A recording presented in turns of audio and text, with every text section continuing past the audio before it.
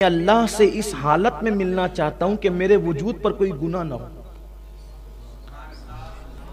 मैं गुनाहों से पाक और साफ होकर अल्लाह से क़यामत में मिलना चाहता हूं। क़यामत के दिन मैं अल्लाह से पाक और साफ कि मेरे नामे अमाल में कोई गुनाह ना हो, इस शान से मैं अल्लाह से मिलना चाहता हूं। कितना खूबसूरत जवाब है। हुजूर अलैहिस्सलाम फरमाते हैं, गुस्ल जनाबत को खूब अच्छी तरह किया करो, इसकी बरकत से अल्लाह से तुम इस हालत में मिलोगे कि तुम्हारे नामे अमाल में कोई गुनाह नहीं होगा। यानी गुस्ल जनाबत जो लोग अच्छी तरह करते हैं, क़यामत के दिन वो गुनाहों से पाक होकर के उठेंगे। पहली बात तो लोग 2-2 3-3 तक गुस्ल जनाबत को 2-2 3-3 दिन तक करते ही नहीं है, ऐसे ही घूमते रहते हैं। हुजूर अकरम सल्लल्लाहु अलैहि वसल्लम फरमाते हैं कि जहां जुनबी हो, यानी जिस शख्स पर, जिस मर्द औरत पर गुस्ल जनाबत फर्ज हो, वो जहां होगा वहां अल्लाह की रहमत के फरिश्ते नहीं होंगे। कुछ लोगों के बारे में तो हम देखते भी है, सुनते भी है कि वो ऐसे उठ करके लूम चलाने भी चले जाए, साइजिंग में भी चले गए, दुकान में भी आ गए, और उसके बाद जब उनको मौका मिला फिर वो तब गुस्ल करेंगे। तो एक दिन मैंने अपने एक जगह में बैठा हुआ था, तो मैंने उनसे कहा कि चलें नमाज पढ़ लेते हैं, और उन्होंने कहा आप जाएं। आप भी चलते तो अच्छा होता। मैं अकेला ही था, तो उन्होंने कहा एक काम करता हूं, मैं मस्जिद तक आपको पहुंचा दे। तो चलिए वो आए, मस्जिद के दरवाजे पर उन्होंने मुझे पहुंचा। फिर उन्होंने कहा कि भाई दरवाजे तक आए, पढ़ तो नहीं। मेरे कान में कहा कि सैयद साहब मैं इस में अभी मेरा गुस्ल बाकी है। बड़ा सदमा हुआ। बल्कि ये भी हदीस पाक में आया है कि जो गुस्ल जनाबत में ताखीर करे, मरते वक्त तो उसकी जबान पे कलेमा नहीं आएगा।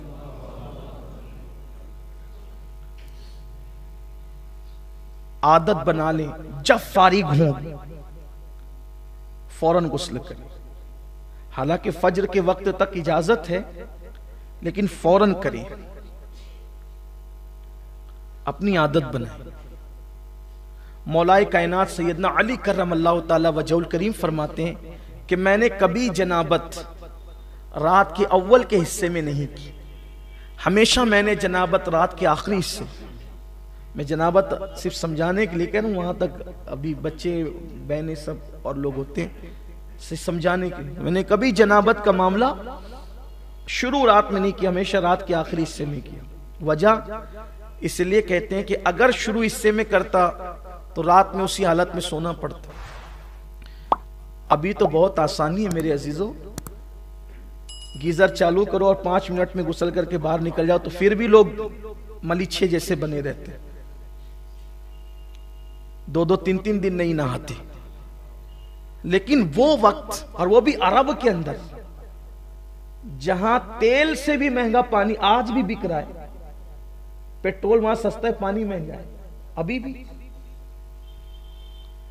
तो समुंदरों का पानी उन्होंने काबिल इस्तेमाल बना लिया मशीनों के जरिए से, तो अब भी पानी महंगा है वहां। तो जब कुओं के जरिए पानी निकाला जाता होगा तो उस वक्त पानी की कितनी अहमियत होगी। तो मौलाए कायनात कहते हैं कि रात के शुरू हिस्से में जनाबत इसलिए नहीं की कि रात भर जनाबत की हालत में सोना पड़ता था, इसलिए मैं आखिरी हिस्से में जनाबत करता ताकि मैं नापाक ना रहूं। क्यों? अगर उसी हालत में मौत आ गई तो अल्लाह को मुंह क्या दिखाऊंगा। तो इसलिए अगर गुस्ल जनाबत फर्ज हो जाए तो फौरी तौर पर करें। हालांकि फौरी तौर पे फर्ज वाजिब नहीं है, फजर की अजान तक अगर वुजू करके सो जाए तो इजाजत है, लेकिन मौत का भरोसा क्या है। एक बात आपको बताऊं, गुस्ल जनाबत न करने का नुकसान कभी कितना बड़ा होता है। एक है शहीद हकीकी, एक है शहीद फिqही, और एक है शहीद हुक्मी। शहीद की 3 किस्म। शहीद हकीकी वो है कि जिसको मार दिया गया, जुल्मन मारा गया, अल्लाह की राह में मर गया, वगैरह वगैरह।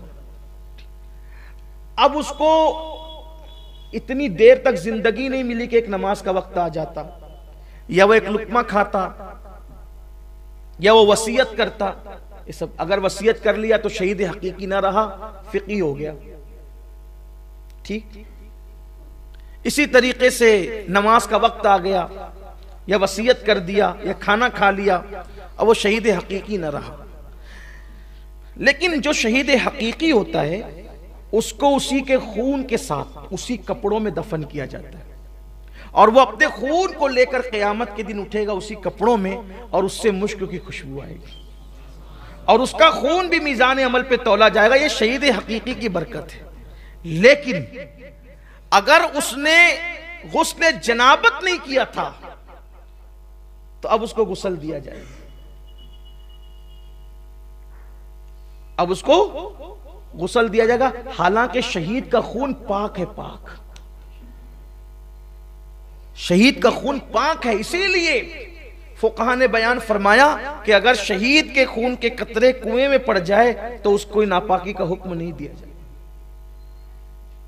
वो खून आलूद अगर कपड़ा कुएं में गिर जाए उसकी नापाकी का हुक्म नहीं दिया जाए। आप उसको उठा करके देखें तो शहीद का ये मुकाम होता है। लेकिन अगर वो जुनबी नहीं है तो उसे गुस्ल नहीं दिया जाएगा, वरना उसे गुस्ल दिया जाए। अब ये जो एक फजीलत थी ना कि शहादत का खून कब्र में लेकर के जाना, बल्कि एक बात बताऊं, उन्होंने तो इश्क में किया था, लेकिन उसके बावजूद भी उनको गुस्ल दिया गया। लेकिन चूंकि किया था गफलत में नहीं बल्कि इश्क में, इसलिए गसीलुल इंसान नहीं बने, गसीलुल मलाइका बने। हालत जनाबत ही में निकले थे, लेकिन गुस्ल दिया गया उनको भी। तो गुस्ल जनाबत जल्द से जल्द किया जाए। बल्कि मेरे आका अलैहिस्सलाम फरमाते हैं, अमीन वो लोग हैं, यानी अमानतदार वो लोग हैं जो गुस्ल जनाबत सही तौर पे करते हैं और जल्दी करते हैं। अच्छा, गुस्ल जनाबत भी सही तौर पे होना चाहिए। हुजूर अकरम सल्लल्लाहु अलैहि वसल्लम फरमाते हैं, जब किसी को जुन्ब की कैफियत होती है तो उसके बाल बाल में जनाबत होती है। अगर एक बाल भी हालत जनाबत में धुलने से रह गया तो पाकी ना हुई। लोग तो धड़ाधड़ धड़ाधड़ पानी डाल बदन पे पानी बहाने का नाम गुस्ल नहीं है।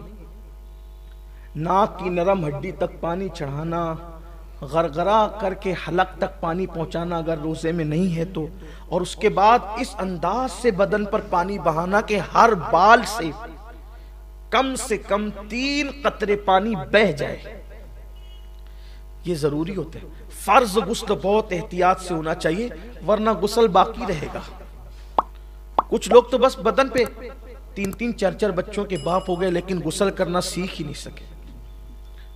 क्या नमाज होगी और क्या इबादत होगी और क्या तिलावत होगी, कितना बड़ा अलमिया है। तो इसलिए मेरे आका अलैहिस्सलाम ने फरमाया कि अगर तुम ये चाहते हो कि गुनाहों से पाक हो के क़यामत के दिन अल्लाह से मुलाकात करो तो गुस्ल जनाबत अच्छी तरह से किया करो। हुजूर इस्लाम ने कहा कि अच्छी तरह से किया करो, इसलिए गुस्ल जनाबत अच्छी तरह से करने की आदत डालें। नाक के बाल बढ़ जाया करें तो उसको कटवा लिया करें, इसलिए कि अगर बाल कटवा लेते हैं तो गुस्ल जनाबत में आसानी होती है। इसी तरीके से अगर कुछ खाए है दांत में फंस गया है और निकाला जा सकता है तो वो सारा हिस्सा धुलना हमारे लिए फर्ज है। गरगरा करना चाहिए, और गरगरा करने में शर्माओ मत कि आवाज आएगी तो लोग क्या कहेंगे। लोगों को छोड़ दो, कौन क्या कहेगा। हलक के अंदर पानी पहुंचना चाहिए। इसीलिए काफिर कभी पाक नहीं हो पाता। काफिर कभी पाक, क्योंकि वो नहा तो लेता है, पानी तो बहा लेता है, कभी कभी बेतकल्लुफ पानी पीने की वजह से उसका गरगरा भी हो जाता है, हलक भी धुल जाता है, बेतकल्लुफ पानी पीने। लेकिन नाक में पानी वो कभी नहीं पहुंचा पाता, क्योंकि नाक में पानी पहुंचाने का तसव्वुर सिर्फ इस्लाम में है। इसलिए काफिर कभी पाक नहीं हो पाता गुस्ल जनाबत से, कभी पाक नहीं हो पाता। इसीलिए हमारे हुजूर मुफ्ती आज़मीन का तकवा ये था कि कभी आप काफिर के हाथ की बनी हुई चाय भी नहीं पीते थे। हालांकि पी सकते हैं लेकिन नहीं पीते, उनका मिजाज था। बल्कि उनका जिक्र आ गया तो एक बात याद आ गई। एक ऐसी खूबसूरत महफिल थी जहां हुजूर मुफ्ती आजम और मुहद्दिस आजम दोनों जमा थे। चाय आ गई, और चाय आई तो चाय रखी गई। इत्तेफाक से चाय होटल से आई थी, तो सैयदी मुफ्ती आजम ने पूछा कि चाय कहां से आई। तो किसी ने कहा कि वो फलाने के यहाँ से, तो आपने फरमाया कि मैं काफिर के हाथ की बनी हुई चाय नहीं पीता। तो वो चाय उठा ली गई। चाय रखी थी सैयदी मुहद्दिस आज़मीन के सामने, तो लोगों ने समझा वो नहीं पी रहे तो ये भी नहीं पिएंगे। तो सैयदी मुहद्दिस आज़मीन रहमतुल्लाहि तआला से किसी का हुजूर मुफ्ती आजम चाय नहीं पीते। कहा क्यों? कहा वो कहते हैं कि वो काफिर के हाथ की बनी हुई इसलिए वो नहीं पिएंगे।